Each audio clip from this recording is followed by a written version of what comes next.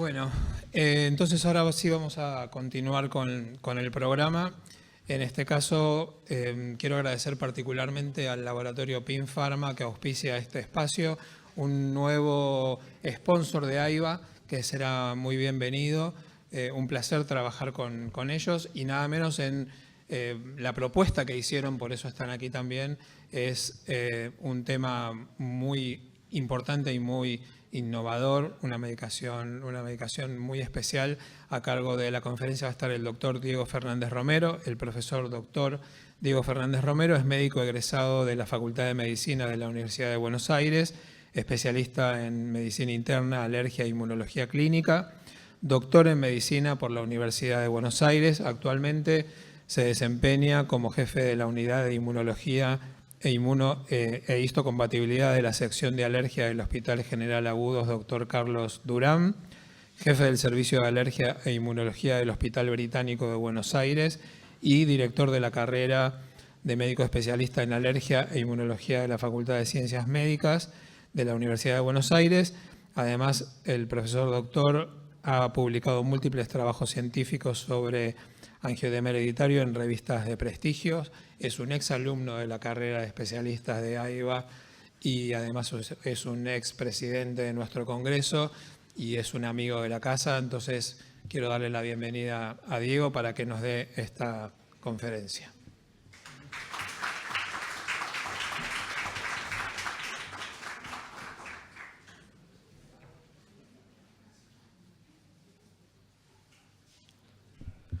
Buenas tardes. En primer lugar, agradecer a las autoridades de AIBA haber confiado esta charla en mí. Agradecer al laboratorio PIN Pharma por habernos apoyado para realizar esta charla. Y bueno, estas son las... Bueno, yo sabía que íbamos a... Estas son las organizaciones a las que pertenezco, que el doctor Carlos de Luca ya las mencionó. El tema del que voy a hablar es angioedema hereditario, actualización y profilaxis del tratamiento a largo plazo. Está en debate a nivel mundial si a los pacientes con angioedema hereditario, a todos hay que ponerle un tratamiento profiláctico a largo plazo o si esto debe individualizarse. Y la idea de esta charla es debatir y dar un poco mi opinión sobre el tema. Mi declaración de conflictos de intereses, la participación, como dije, de esta charla es apoyada por PIN Pharma y esta colaboración no altera o no condiciona en nada el contenido de la charla. Cuando hablamos de angioedema, hablamos de hinchazón de alguna parte del cuerpo, ¿sí? Acá podemos ver en esta figura una mujer con los labios hinchados. Puede afectar a la piel o puede afectar a las mucosas. Cuando afecta a la piel, como en este caso, tenemos los labios hinchados y acá tenemos la misma paciente sin angioedema, sin hinchazón.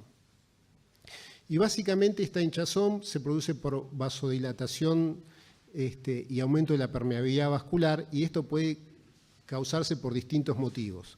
Puede ser por una causa desconocida, es un angioedema idiopático, o puede ser mediado por básicamente dos mediadores importantes como la histamina, en los angioedemas de tipo alérgico que se suelen acompañar con urticaria, o por la bradiquinina en los angioedemas bradiquininérgicos, y aquí están los que tienen C1 inhibidor bajos, que el C1 inhibidor es el responsable de bajo o no funcionante, donde el C1 inhibidor es la causa del aumento de la bradiquinina, o con C1 inhibidor normal.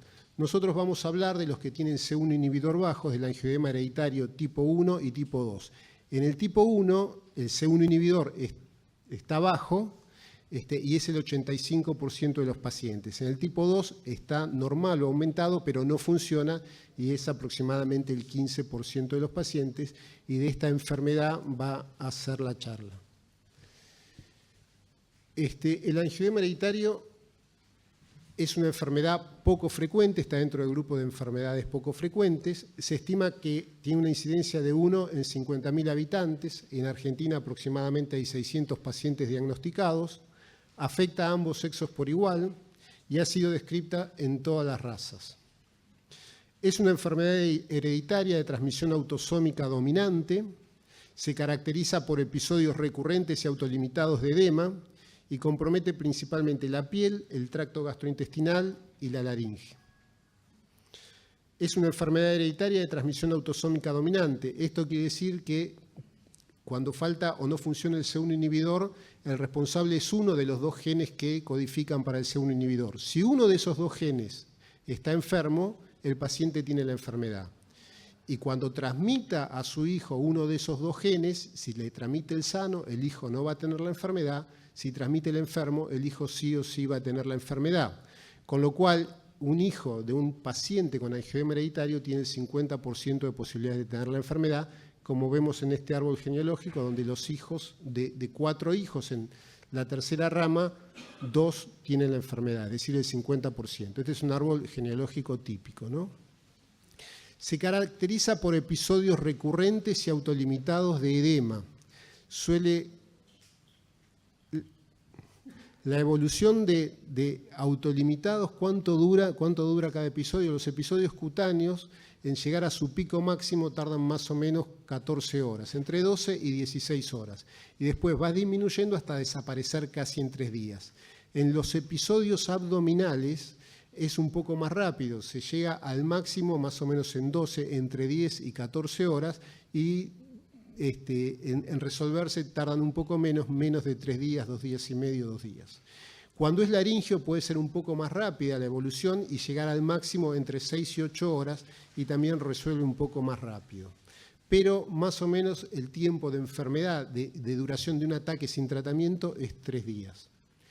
La frecuencia es variable, hay pacientes que tienen ataques todas las semanas, hay pacientes que tienen un ataque por mes, hay pacientes que tienen un ataque cada 3 meses, hay pacientes que tienen un ataque por año y hay pacientes que tienen un ataque cada 10 años. Y es muy variable de acuerdo a cada paciente y en cada paciente en particular. Es decir, hay pacientes que durante el periodo de su vida tienen ataques semanales y después tienen ataques una vez cada 2, 3, 4 años. Entonces la frecuencia es variable y esto es muy importante.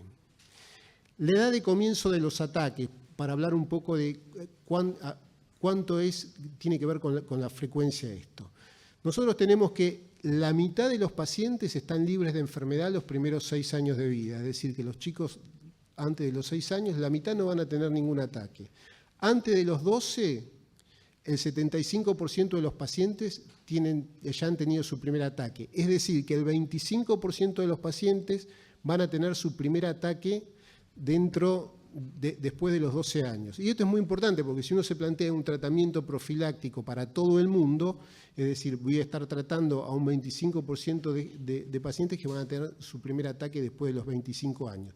Y es más, acá en esta serie, que es una serie clásica de Michael Frank, vemos que un paciente tiene su primer ataque después de los 50 años. Si a este paciente le hubiésemos hecho el diagnóstico porque tenía un padre enfermo a los 6, 7 años, lo hubiésemos tratado 40 años sin que haya tenido necesidad porque no tuvo ni siquiera un solo ataque.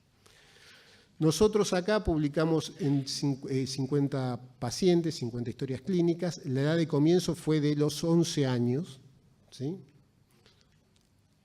Y en esta otra publicación tenemos una paciente, una mujer,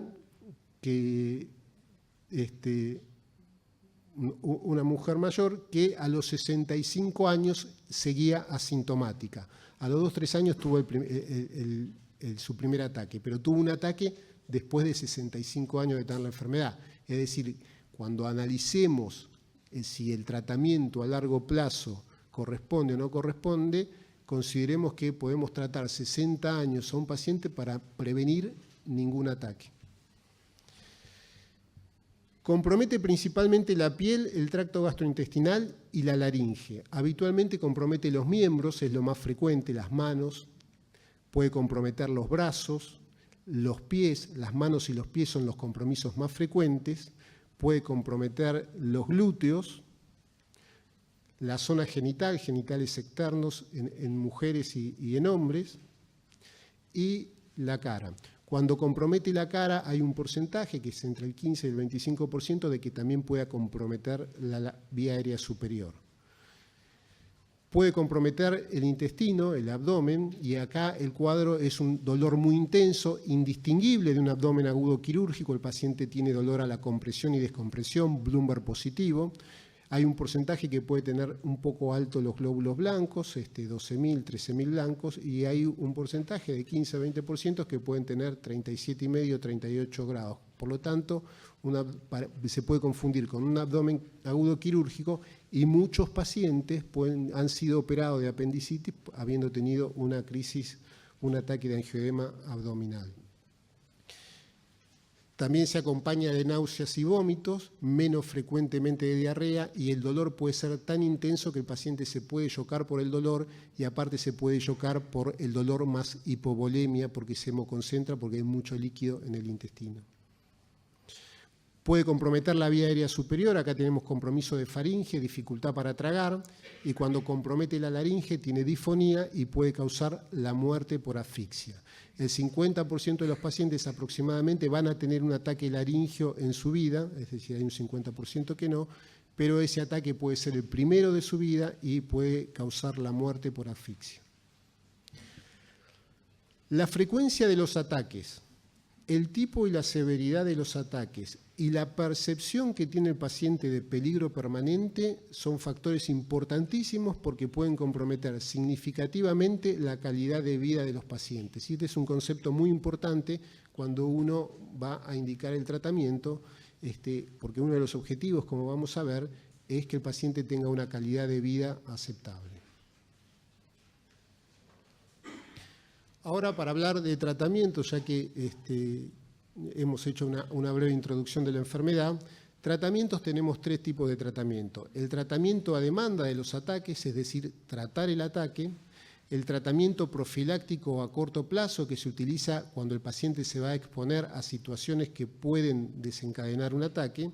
Y el tratamiento profiláctico a largo plazo para que los pacientes no tengan o tengan la menor cantidad de ataques posibles. Todas las drogas disponibles para el tratamiento del angioedema hereditario están dirigidas a disminuir la producción de bradiquinina o impedir su unión al receptor B2 de bradiquinina. Es decir, que la bradiquinina es el mediador del angioedema hereditario y todos los tratamientos apuntan a que la bradiquinina no tenga su efecto vasodilatador a nivel cutáneo o mucoso. Tratamiento a demanda de los ataques. El objetivo del tratamiento de los ataques es, primero, evitar la mortalidad cuando hay compromiso laringio, disminuir la gravedad y la duración de los síntomas cuando es cutáneo o abdominal y evitar el impacto emocional negativo, sobre todo de los ataques faciales, en los pacientes. Y básicamente tenemos 4 tipos de medicaciones para los ataques. Los concentrados de C1 inhibidor, que tenemos el derivado plasmático del C1 inhibidor, Berinert y Cinryze, el recombinante, Rucino o Ruconest.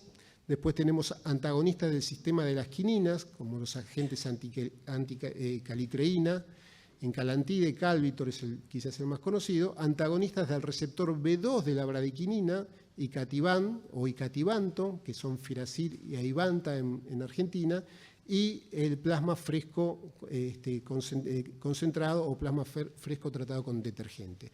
El plasma es un tratamiento que no está recomendado y que solamente debería usarse ante casos de no disponer de ningún otro tipo de tratamiento y que realmente se justifique.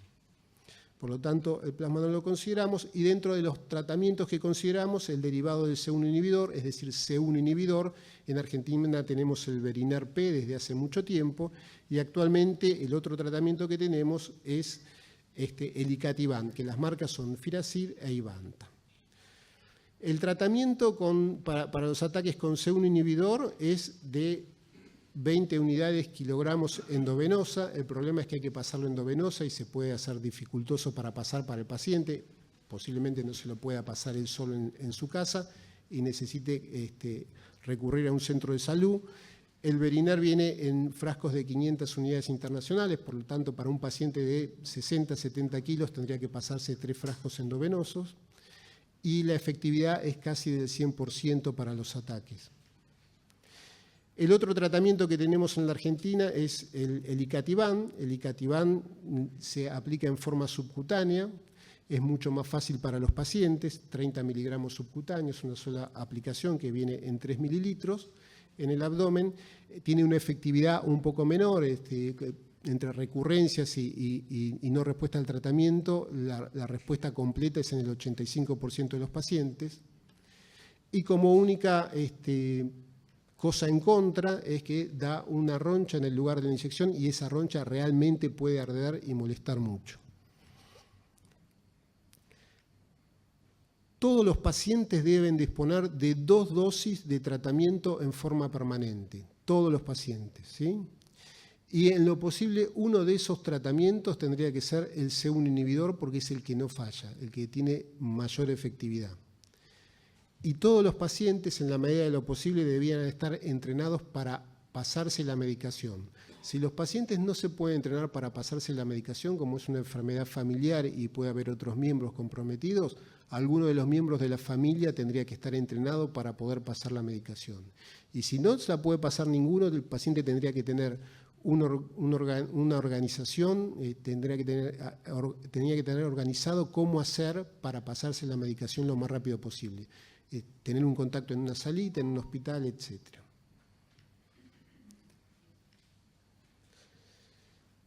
El tratamiento profiláctico a largo plazo. El más recomendado es el C1 inhibidor y se pasa la misma dosis que para un ataque unos minutos antes de un procedimiento. Habitualmente los procedimientos son procedimientos médicos que puedan comprometer la vía respiratoria, por ejemplo una endoscopía digestiva alta, odontológicos, una extracción o un implante, u otros desencadenantes que el paciente tenga identificados. Ante la exposición a esos desencadenantes, el paciente se pasa la medicación antes. Y el tratamiento profiláctico a largo plazo, que es de lo que realmente trata la charla, se administra cuando los pacientes están libres de síntomas, no es un tratamiento para ataques ni para prevenir ataques inmediatos, y el fin es disminuir la cantidad de ataques por periodo de tiempo, que el paciente tenga la menor cantidad de ataques y, si es posible, ninguno. La recomendación número 13 del último consenso es que recomendamos que los objetivos del tratamiento sean lograr el control total de la enfermedad y normalizar la vida del paciente. Y acá habla de control total de la enfermedad. Y la guía continúa diciendo, actualmente esto se puede lograr mediante un tratamiento profiláctico a largo plazo, también conocido como profilaxis a largo plazo, es decir, el uso regular de medicación que reduce la carga de la enfermedad y previene los ataques. Es decir, que el objetivo se puede lograr mediante un tratamiento profiláctico. Esto implica que todos los pacientes, para lograr este objetivo, deben tener un tratamiento profiláctico a largo plazo. El control completo de la enfermedad se traduce en la eliminación de los ataques. El objetivo, entonces, es ataque cero. Nosotros tenemos que tener como objetivo, según la guía, ataque cero, y para eso necesitan todos los pacientes tener tratamiento. Según esta recomendación, se debería considerar como objetivo el tratamiento profiláctico a largo plazo, el concepto de prevención total de los ataques, independientemente de si el paciente sufre o no ataques y de la frecuencia y la respuesta terapéutica a los mismos. Es decir, ataque cero, todos los pacientes deben tener tratamiento profiláctico a largo plazo. La guía, con lo que dice, deja ver esto. Y este es el concepto que en los últimos 2-3 años se está debatiendo. Hay el concepto de si todos los pacientes, como sugiere fuertemente la guía, deben tener tratamiento profiláctico. En los últimos años se han desarrollado varios tratamientos profilácticos a largo plazo. Los tratamientos más viejos eran el ácido tramexámico, o lo más frecuente eran los andrógenos atenuados, el Ladogal, ¿sí?, en Argentina, y estos tenían distintos inconvenientes. Básicamente eran no muy bien tolerados, podían traer cefalea, malestar. En las mujeres, masculinización, y en los hombres podía aumentar el riesgo de cáncer de próstata, y en todos los pacientes podía provocar hepatitis. Tenía una serie de problemas. Estos tratamientos ya se han dejado de usar y se usan otros tratamientos que son los que se desarrollaron en los últimos años, que son estos. Estos tratamientos nuevos reducen significativamente la tasa de ataques, la cantidad de ataques, y muchos pacientes tienen una respuesta completa, es decir, no tienen ataques. Y básicamente los tratamientos de los que estamos hablando son estos. El primero es el C1 inhibidor, es como el Veriner, pero se aplica en forma subcutánea. Tiene una efectividad muy alta, de más del 95%, y se aplica 2 veces por semana en forma subcutánea. El lanadelumab es un anticuerpo monoclonal anticalicreína, se aplica también en forma subcutánea una vez cada 15 días o a lo sumo una vez por mes. La dosis habitual es una vez cada 15 días. El berotralstat es un inhibidor oral de la calicreína, lo que tiene es que se da por vía oral, a diferencia de los otros dos que son subcutáneos. Todos tienen una buena tolerancia y estos 3 están disponibles en Argentina. El garadacimab es un anticuerpo monoclonal antifactor 12 que se acaba de aprobar en algunos recientemente, la FDA lo aprobó hace 2 o 3 meses y ya se está usando en Australia y en Alemania. Se da en forma subcutánea una vez por mes y también tiene una alta efectividad. Y el donidalorsen es un anti-ARN antisentido, es una molécula que interfiere en el ADN para disminuir la concentración de calicreína. Está en fase de experimentación todavía, pero calculo que se va a licenciar más o menos rápido. Hay otras moléculas que se están estudiando, de las cuales no las voy a mencionar porque todavía están en fase de investigación, pero se está investigando mucho y estos son los tratamientos con los que disponemos. En Argentina tenemos el lanadelumab, ¿sí? El nombre comercial es Takhzyros, es un anticuerpo monoclonal totalmente humanizado, como dije, inhibe la actividad proteolítica de la calicreína plasmática. La dosis es de 300 miligramos en 2 mililitros y se aplica cada 15 días en forma subcutánea. Reduce los ataques en un 87% y los pacientes están libres de ataque en un 44%. El 44% de los pacientes directamente no tienen ataques. Fue aprobado por la FDA en el 2018 y ya hace unos años que está en Argentina. El otro medicamento que tenemos en la Argentina es el C1 inhibidor en forma subcutáneo. La dosis es de 60 unidades kilogramo cada dos veces por semana, es decir, el paciente acá tiene que aplicarse la medicación 2 veces por semana, mientras que la anterior era en forma subcutánea, pero una vez cada 15 días. Por cada vez que se aplica la otra, tiene que aplicarse, por cada pinchazo de la otra, tiene que ser 4 pinchazos de ¿no? La reducción es del 95%, tiene un poco más de efectividad o es el más efectivo, y los pacientes libres de ataque también son el 44%. Fue aprobada por la FDA en el 2017 y hace un par de años que está en Argentina. Y por último, el berotralstat, que es la otra droga que está en Argentina, el nombre comercial es Orladeyo. Es un inhibidor de la calicreína plasmática, a diferencia de los otros dos, se da por vía oral, lo cual para muchos pacientes puede ser más cómodo. La dosis es de 150 miligramos por día, hay una reducción del ataque del 75,6%. Esta reducción de los ataques es menor o ligeramente menor que en los otros dos, pero esta es una reducción estadística y no clínica.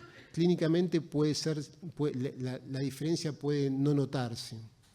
Los pacientes libres de ataque son el 30 al 44% y fue aprobada por la FDA en el 2020 y por la Unión Europea en el 2021 y desde el año pasado está en la Argentina.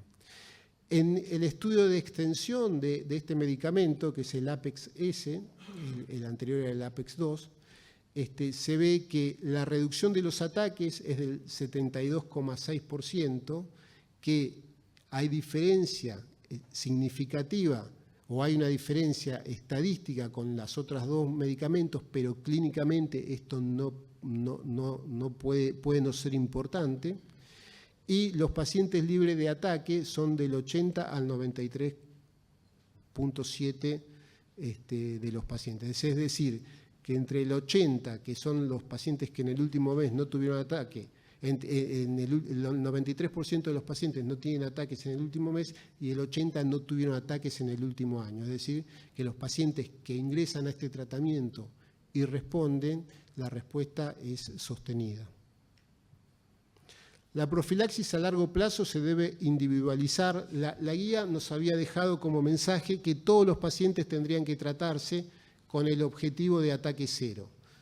Pero continúa diciendo esto: la profilaxis a largo plazo debe individualizarse y considerarse en todos los pacientes con angioedema de tipo 1 y tipo 2, considerando la actividad de la enfermedad, la calidad de vida del paciente, la disponibilidad de recursos sanitarios y la imposibilidad de lograr un control adecuado mediante la terapia a demanda apropiada.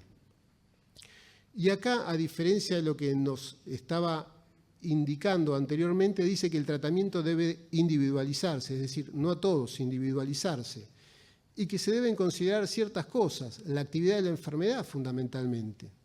Entonces, el tratamiento es según los siguientes factores. La actividad de la enfermedad no es lo mismo un paciente que tiene un ataque por mes que uno que tiene un ataque por año. Para que se den una idea más o menos, un ataque dura 3 días, como dijimos. Si el paciente tiene un ataque por mes, un ataque por semana, son 3 días de una semana. Casi el 50% del tiempo está enfermo y el otro 50% está con miedo de tener el ataque. Pero si el ataque es una vez por mes, pasamos del 50% al 10%. El 10% de su tiempo está enfermo y el 90% no, con lo cual también disminuye el temor del paciente de tener ataque posiblemente. Y si el ataque es una vez por año, ¿sí?, es menos del 1% del tiempo de vida del paciente, con lo cual la frecuencia es muy, muy importante. Yo ayer atendí a una paciente que tuvo en este año 2 ataques y estaba con un ataque facial, y cuando uno la ve se asusta, pero la paciente no accedería a un tratamiento de tomar un comprimido todos los días o aplicarse una medicación en el abdomen 2 veces por semana, una vez cada 15 días, porque para ella no altera su calidad de vida y siempre tiene la esperanza de no tener ataques. De hecho, la hermana no ha tenido ningún ataque en su vida y la madre tuvo 3 o 4 ataques en toda su vida. Entonces a la paciente no le altera la calidad de vida y no le da temor tener los ataques, por lo menos por ahora. La semana pasada atendí a una paciente que tiene un ataque cada 2 meses y le propuse que se evalúe el tratamiento profiláctico. La paciente me dijo que para ella no lo consideraba porque no le alteraba su calidad de vida. Entonces, la actividad de la enfermedad es muy importante, la calidad de vida del paciente es algo que uno debe considerar, la disponibilidad de recursos sanitarios. Esta es una medicación de alto costo, para enfermedades poco frecuentes, es una medicación de alto costo. Para que nos demos una idea, el tratamiento puede variar entre $20.000 y $30.000 por mes, ¿sí?, el tratamiento más caro. La disponibilidad de recursos sanitarios es entonces algo a considerar. Y la otra cosa a considerar es la imposibilidad de lograr un control adecuado mediante la terapia a demanda apropiada. Que el paciente no pueda disponer de tratamientos de rescate o no se lo pueda aplicar, etc. Entonces, el concepto de ataque cero y que todos los pacientes deben tener tratamiento profiláctico a largo plazo deja de ser válido con lo que dice, con lo que sigue diciendo la guía. Y es lo que se está discutiendo actualmente. La indicación del tratamiento profiláctico a largo plazo debería ser personalizada, considerando la severidad, la recurrencia y el contexto del paciente. Esto implica que no todos los pacientes deben tener tratamiento profiláctico a largo plazo. Dado que los factores que determinan el tratamiento profiláctico a largo plazo pueden variar en el tiempo, como dije, todos los pacientes deben ser evaluados para la profilaxia a largo plazo al menos una vez al año. Es decir, hay pacientes que hace 3 años no tenían ataques y que no necesitan tener profilaxis a largo plazo, pero posiblemente en el último año tuvieron 6 o 7 ataques, algunos fueron laringios, entonces hay que reevaluarlos mínimamente, anualmente, para ver si realmente requieren o quieren ingresar en un tratamiento a largo plazo. Y los pacientes que están en tratamiento profiláctico a largo plazo deben ser evaluados regularmente para determinar la eficacia y seguridad de la terapia y la dosis o el intervalo al que hay que poner el tratamiento. Es decir, si el tratamiento funciona muy bien con una aplicación por semana o con un comprimido todos los días, por ahí se puede espaciar en el futuro, no hay estudios que lo respalden, pero una de las posibilidades es que se pueda espaciar la dosis. La recomendación 14 del consenso, recomendamos que se evalúe a los pacientes para la profilaxis a largo plazo en cada visita, considerando la actividad, la carga y el control de la enfermedad, así como la preferencia del paciente. Y esto tiene un 96% de acuerdo, pero como vemos acá se contradice con el concepto de a todos los pacientes y ataque cero, porque dice que hay que evaluar a los pacientes para ver si uno le pone o no la profilaxis a largo plazo. El edema de las vías respiratorias superiores y los ataques pueden presentarse a pesar del uso de profilaxis a largo plazo porque no reduce en todos los pacientes el 100% de los ataques, ¿sí? Reduce un porcentaje de lo que puede ser del 95, 85 o 75, pero el paciente tiene posibilidades de seguir teniendo ataques. Y uno de esos ataques puede ser laringio. Por lo tanto, todos los pacientes que utilizan profilaxis a largo plazo también deben recibir la medicación a demanda. Todos los pacientes tienen que tener medicación para los ataques. 2 dosis, como dije, y una en lo posible que sea C1 inhibidor. Todos los pacientes deben disponer de 2 dosis de tratamiento a demanda de los ataques en forma permanente y todos los pacientes deberían estar entrenados en autoaplicarse la medicación o tener la forma de que se pueda aplicar. Una profilaxis a largo plazo exitosa requiere un alto grado de cumplimiento, por lo tanto, se debe tener en cuenta la preferencia del paciente, si quiere que sea subcutáneo, si quiere que sea vía oral, y esto requiere una comunicación adecuada e integral con el médico, entre el médico y el paciente, y la asignación de tiempo que uno tiene que tener con el paciente para discutir esto en profundidad. Y acordémonos que estamos hablando de medicaciones que pueden salir entre 15 y 30 mil dólares, ¿no? Conclusión. La decisión de iniciar profilaxis a largo plazo en el angioedema hereditario tipo 1 y tipo 2 debe ser, a mi juicio, personalizada, teniendo en cuenta la actividad de la enfermedad, la recurrencia, el impacto de la calidad de vida del paciente, el contexto del paciente y la disponibilidad de recursos. Esto lo sugiere la UAO, ¿no? en este último consenso, y la EACI. Este enfoque individualizado permite optimizar el control clínico cuando la terapia a demanda resulta insuficiente y asegurar un manejo centrado en el paciente. Eso es quizás lo más importante, que para elegir una terapia profiláctica a largo plazo uno debe enfocarse en el paciente, en la frecuencia y severidad de los ataques y en cuánto esto altera su calidad de vida. Bueno, muchas gracias por su atención. Espero haber sido lo más claro posible. Bueno, muchas gracias, Diego. Si alguien tiene alguna pregunta para hacerle al doctor.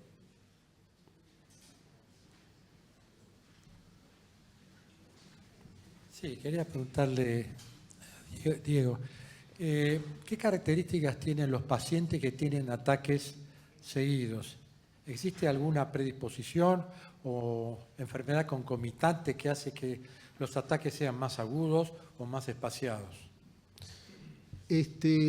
No, la mutación genética es la misma en todas las familias, ¿no? Es decir, los hijos heredan la mutación del padre, por lo tanto todos tienen el mismo defecto genético. Y a pesar de todos tener el mismo defecto genético, dentro de la familia hay algunos que tienen un ataque por mes, otro un ataque por año, uno cada 10 años, otros uno por semana.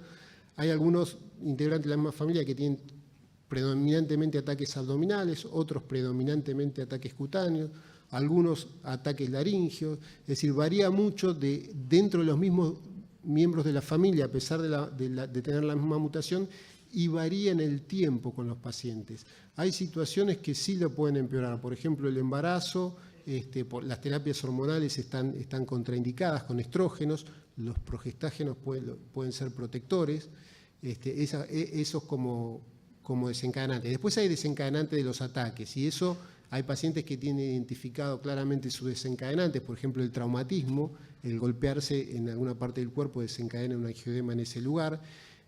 Hay otros que manifiestan que situaciones de estrés les provoca el ataque, pero hay pacientes que tienen situaciones de estrés a lo largo de su vida y no tienen ataques y después empiezan a tener ataques y después lo dejan de tener. Varía mucho en el tiempo y varía mucho de paciente a paciente a pesar de tener la misma mutación genética. Por eso una de las recomendaciones del tratamiento a largo plazo es evaluarlo permanentemente, porque el paciente puede entrar en remisión y esa remisión ser sostenida por muchos años. Como yo mostré en la diapositiva, hay pacientes que tuvieron su primer ataque a los 60 años.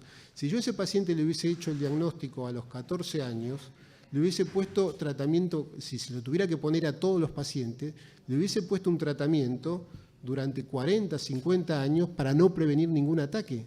Y cada tratamiento implica que el paciente se pinche 2 veces por semana o una cada 15 días o que tenga que tomar un comprimido todos los días y aparte con un costo que puede ir de, para dar una idea, no tengo el valor exacto, pero que puede ir entre 15 y 30 mil dólares por mes. Y estos son 200 mil dólares por año, son $1 millón cada 5 años.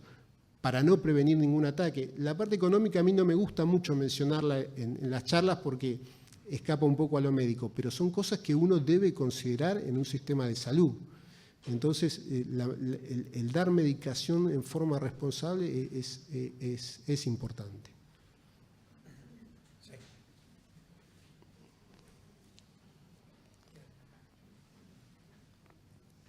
Supongamos que tenemos un paciente con endometriosis.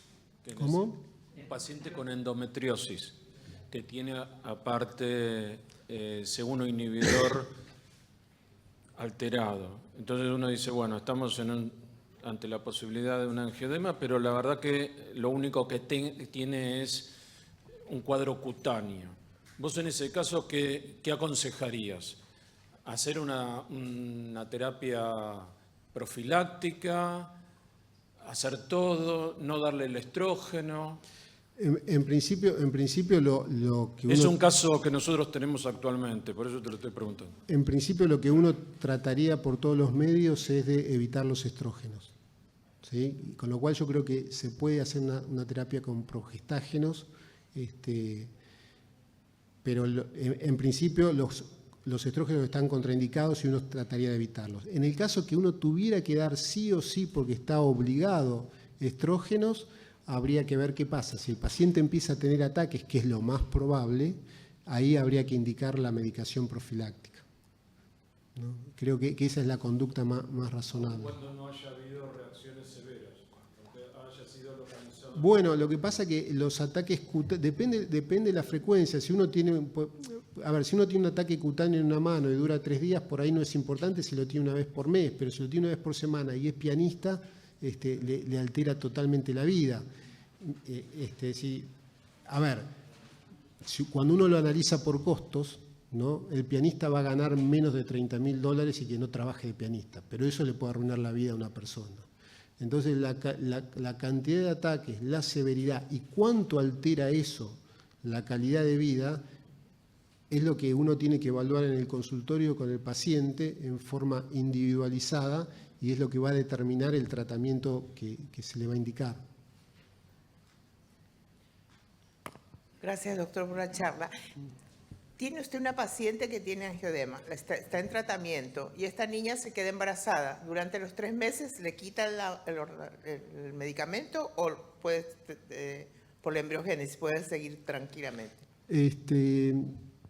No está claramente contraindicado estos tratamientos. De hecho, no se han reportado malformaciones ni en el embarazo.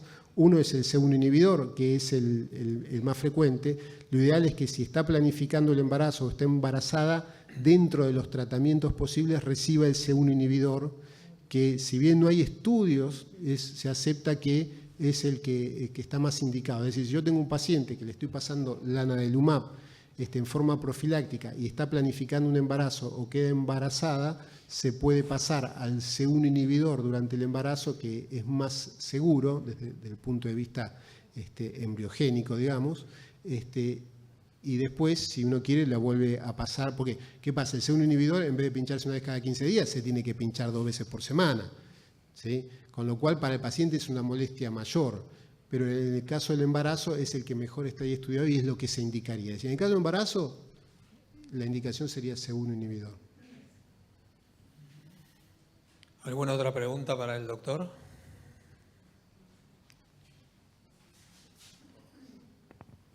Diego, felicitaciones por tu charla muy clara. Bueno, muchísimas En uno de los trabajos que presentaste, por lo menos escuché, que la edad al diagnóstico fue de 11 años. La edad promedio, nosotros hicimos un trabajo hace varios años, creo que no me acuerdo si el 2009, 2013, se me confunde, donde presentamos una serie clínica, la única serie presentada clínica en Argentina de los pacientes argentinos con angioma hereditario, eran 58 pacientes.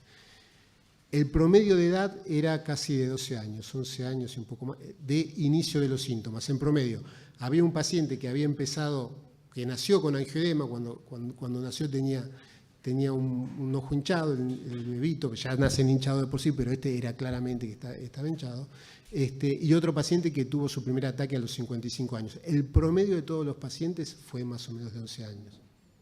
Claro, que nos queda a nosotros como alergistas es, o sea, me pensaba yo decir, bueno, porque no hicimos o no lo sospechamos previamente o porque a esa edad empezaron los síntomas, digamos, era la pregunta que te quería hacer. Bueno, por eso el 50% de los pacientes empiezan después de los 6 años, lo cual esto es una enfermedad hereditaria y uno esperaría que nazca y al poco tiempo tenga, porque tiene el defecto, no tiene ese un inhibidor, y al poco tiempo tenga la enfermedad.